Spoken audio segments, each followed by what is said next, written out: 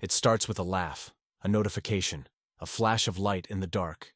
You tell yourself you'll stop after one more scroll, one more episode, one more dopamine hit. But the night stretches thin, your eyes sting, and your thoughts blur into static. You're not entertained anymore, you're just occupied. And that's the trick, isn't it? The pleasure trap we built for ourselves, designed by someone else, running on your mind like software you never agreed to install. But what if I told you this was never about fun? What if every like, every sound, every flashing color wasn't made to entertain you, but to train you? Because you can feel it, can't you? That hollow pull in your chest after hours of fun. The silence that hits when the screen finally turns black. You look around your room and realize time has vanished, and you don't remember choosing to give it away. You just did. That's how the machine works. Quietly, beautifully, invisibly. You wake up tired, drag yourself through another day, then chase the same synthetic joy again at night. It's the same cycle millions live in. Eyes glazed, thumbs twitching, hearts starving. You tell yourself you're relaxing, but you're not resting. You're being reset. And deep down, you know it.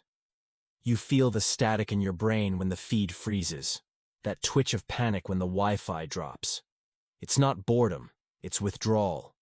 Ever notice how every app feels the same?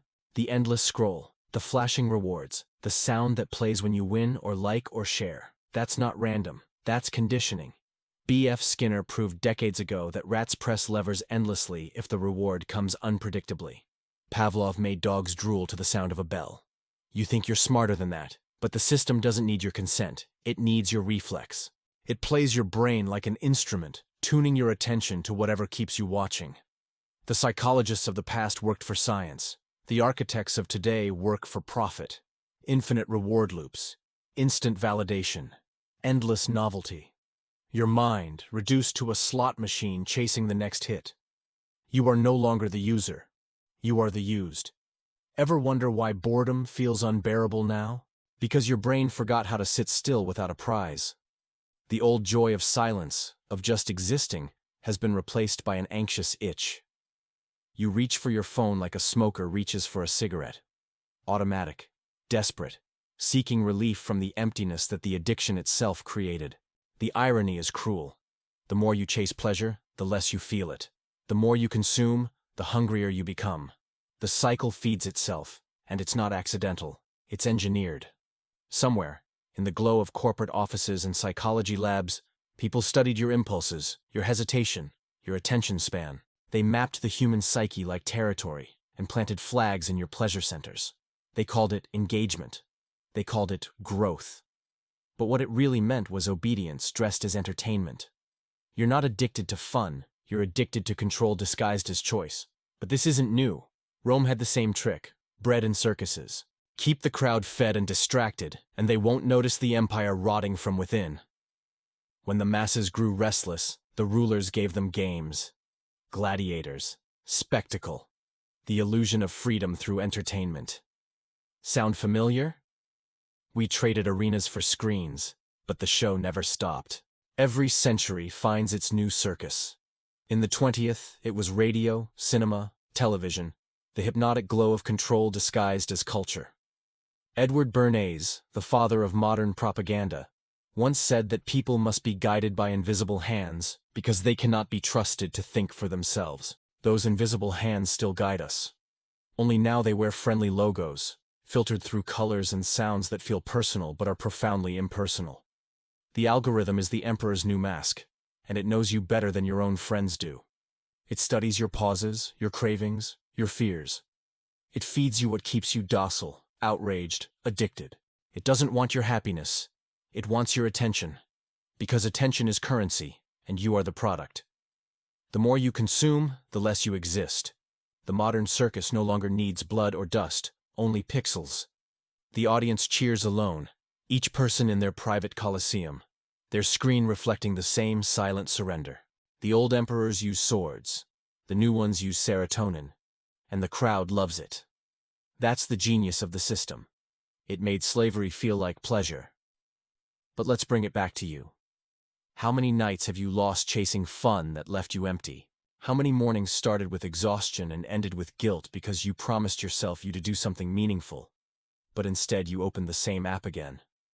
How many conversations ended before they began because you both were staring at your screens? The laughs that fade too fast, the comfort that never stays, the goals that collect dust while you scroll through strangers' lives. You tell yourself you're connecting, but you're drifting further away. The illusion of community replaces real connection. And yet you keep coming back, because loneliness and silence feels unbearable now. You've traded stillness for stimulation, depth for distraction. You've forgotten how to be with yourself without the constant hum of something happening. And each moment you escape into pleasure, you escape from yourself. Your attention, the one thing that defines your reality, has become a battlefield. Every notification is a shot fired. Every recommended for you is a hand pulling you back into the dream. You are the prize, and they are winning. But it's not your fault.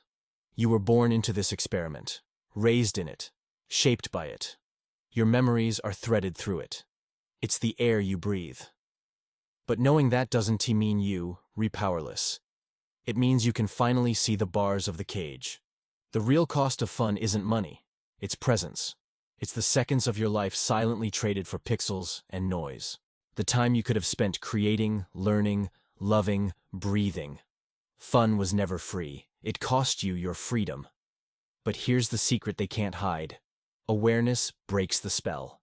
The moment you see the pattern, you start to wake up. The craving loses its grip when you understand the hand that shaped it. You begin to crave something deeper, clarity, purpose, quiet. You start noticing how the world feels sharper when you're not numbed by the next distraction. The colors outside the screen look more alive. The sky feels heavier, real. The sound of your own breathing starts to mean something again. There's a strange kind of beauty in boredom, a rawness in silence that no screen can imitate. Awareness is rebellion. Every time you resist the urge to escape, you take back a piece of your mind. Every moment you choose presence over pleasure, you chip away at the invisible cage. And slowly, the noise fades. You remember what it feels like to think for yourself, to feel without filtering it through a feed, to live without being watched. That's the real fun they can't manufacture. The joy of being alive, unprogrammed, awake. It won't happen all at once. You'll relapse into distraction, fall back into the feed, chase the rush again. But every time you see it for what it is, the illusion weakens. You begin to notice how silence heals you, how focus returns, how time stretches again when you own it. You start asking questions. What am I chasing? Who benefits from my distraction? What could I become if I stopped feeding the machine? Those questions are dangerous because they lead to something the system fears. Freedom of thought. The empire of entertainment thrives on your forgetfulness. It survives on your surrender. But the moment you remember who you are, it loses power. You don't have to delete everything or live in a cave. You just have to remember that you are the one choosing. The same tools that enslaved you can be turned into weapons of awareness. You can use them to learn, to connect, to build instead of escape. The difference is consciousness. When you watch with awareness, the spell breaks. When you play with intention, the control dissolves. It's not about rejecting pleasure. It's about reclaiming it. Real joy isn't addictive. It doesn't drain you. It fills you quietly, without guilt, without fear of missing out. It's the laughter that comes from truth, not escape. It's the peace that comes from facing reality, not avoiding it. And the moment you rediscover that kind of joy, no algorithm can compete. The pleasure trap loses its teeth when you remember that happiness was never supposed to be engineered. It was supposed to be lived. You were not meant to chase endless novelty. You were meant to experience depth. You were not meant to be entertained. You were meant to be awake. So step back. Look at your reflection in the black screen before it lights up again. Ask yourself if you're using the machine, or if the machine is using you. Because deep down, you already know the answer. The empire of distraction doesn't collapse with violence. It collapses with awareness, one awakened mind at a time.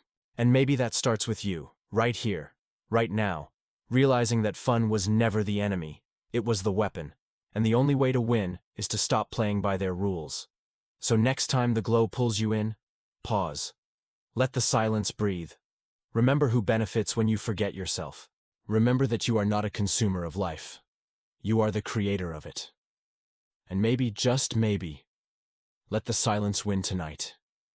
If this opened your eyes, like the video and subscribe for more hidden truths.